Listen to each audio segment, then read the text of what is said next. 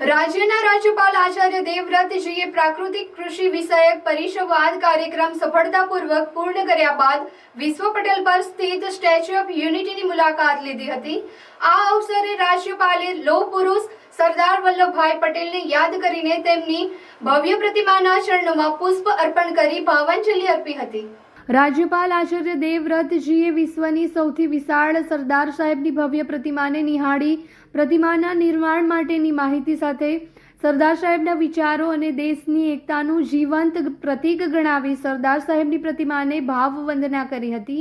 તે વેળાએ રાજ્યપાલના મુખે આનંદ અને ગૌરવની ઝલક સ્પષ્ટ જોવા મળી હતી। સ્ટેચ્યુ ઓફ યુનિટી માત્ર ભવ્ય પ્રતિમા નથી, પરંતુ ભારતની એકતા અને અખંડિતતાનું પ્રતીક છે।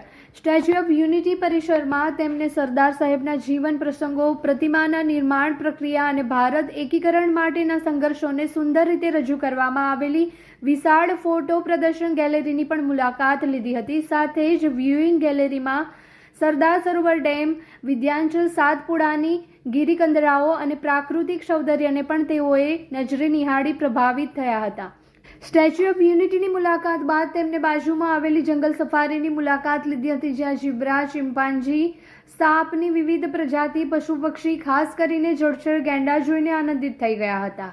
મુલાકાત દરમિયાન જિલ્લા કલેક્ટર એસ.કે. મોદીએ સ્ટેચ્યુ ઓફ યુનિટીના અધિક કલેક્ટર ગોપાલ બામણિયા અને હેમ ભટ્ટે રાજ્યપાલ શ્રીને સ્ટેચ્યુ ઓફ યુનિટી અને જંગલ સફારીની મુલાકાત દરમિયાન રસપ્રદ અને ઝીણવટભરી માહિતી આપી હતી।